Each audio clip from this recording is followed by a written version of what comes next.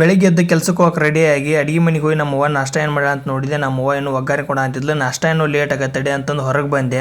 ನಮ್ಮ ಅಪ್ಪಾರ ಹೊರಗೆ ನೀರು ತುಂಬಾಕಂತಿದ್ರು. ಕುಡಿಯಾಕ ಒಂದು ಸಣ್ಣ ಗುಂಡಿ ತುಂಬಿಸಿಟ್ಟಿದ್ರು. ಅದನ್ನ ತೊಗೊಂಡು ಅಡಿಗೆ ಮನೆಯಾಗ ಹೋಗಿ ಇಟ್ಟೆ. ನಮ್ಮವ್ವ ಅವಲಕ್ಕಿ ಹಚ್ಚಿದ್ಲು. ಅವಲಕ್ಕಿ ತಿಂದು ನಾನಂತೂ ಬ್ಯಾಗ್ ಹಾಕೊಂಡು ಕೆಲ್ಸಕ್ಕೆ ಅಂತಂದು ಬಸ್ ಸ್ಟ್ಯಾಂಡಿಗೆ ಹೋಗಿ ನಿಂತೆ. ಸ್ವಲ್ಪ ಹೊತ್ತಿಗೆ ಒಂದು ಬಸ್ ಬಂತು. ಆ ಬಸ್ ಅಂತೂ ಫುಲ್ ತುಂಬಿಕೊಂಡು ಬಂತು. ಹತ್ತಕ್ಕಾಗಲಿಲ್ಲ, ಫುಲ್ ಗದ್ಲ. ಕಡೆ ಕುಳಿದಿದ್ದು ಹುಡುಗರು ಸೇರಿ ಇನ್ನೊಂದು ಬಸ್ಸಿಗೆ ಹತ್ತಿ ಹುಬ್ಬಳ್ಳಿ ಹೊಸೂರು ಬಸ್ ಸ್ಟ್ಯಾಂಡಿಗೆ ಬಂದು ಇಳಿದು ಗದಗ ನಾಷ್ಟಾ ಬಸ್ ಇತ್ತು. ಗದಗ ನಾಷ್ಟಾ ಬಸ್ ಹತ್ತಿದೆ. ನಾ ಹತ್ತಿದ ಬಸ್ ನಾಷ್ಟಾ ಆದ್ರೂ ಗದಗ 1 ತಾಸಿಗೆ ಹೋಗಿ ಮುಟ್ಬೇಕಾಯ್ತು. ಬಸ್ ಡ್ರೈವರ್ ಸ್ಲೋ ಹೊಡೆದಿದ್ದಕ್ಕೆ 1.5 ತಾಸಿಗೆ ಹೋಗಿ ಮುಟ್ತು. ಗದಗ ಬಸ್ ಸ್ಟ್ಯಾಂಡ್ನಾಗ ಇನ್ನು ಮಕ ತಕೊಂಡು ಗಜೇಂದ್ರಗಡ ಬಸ್ ಬರಲಿ ನಿಂತು ಒಂದು ಬರ್ಬನ್ ಬಿಸ್ಕಿಟ್ ತೊಗೊಂಡ್ಯ. ಗಜೇಂದ್ರಗಡ ಬಸ್ ಹೊಂಟಿತ್ತು. ಹೋಗಿ ಬಸ್ನ್ಯಾಗ ಕುಂತು ಗದಗಲಿಂತ್ರ ಗಜೇಂದ್ರಗಡಕ್ಕೆ 1 ತಾಸಿಗೆ ಹೋಗಿ ಬಸ್ ಮುಟ್ತು. ಬಸ್ ಇಳಿದು ಸೀದಾ ಅಲ್ಲಿಂದ ನಡ್ಕೊಂತ ಗಜೇಂದ್ರಗಡದಾಗ ನಮ್ಮ ಕಸ್ಟಮರ್ ಕಡೆ ಹೋದೆ. ನಮ್ಮ ಕಸ್ಟಮರ್ ಭೇಟಿಯಾಗಿ ಅಲ್ಲಿಂದ ವಾಪಸ್ ಬಿಸ್ಲಾ ನಡ್ಕೊಂತ ಬಂದೆ. ಒಂದ್ 2-3 ನಮ್ಮ ಕಸ್ಟಮರ್ ಭೇಟಿ ಆಗೋದ್ರೊಳಗೆ ಊಟದ ಟೈಮ್ ಆಗಿತ್ತು. ಸೀದಾ ಊಟಕ್ಕೆ ಹೋದೆ. ನಾ ಕಾಯಂ ಊಟ ಮಾಡೋ ಹೋಟೆಲ್ ಇದೆ. ಹೋಗಿ ಕೈ ತಕೊಂಡು ಊಟಕ್ಕೆ ಹೋಗಿ ಕುಂತೆ.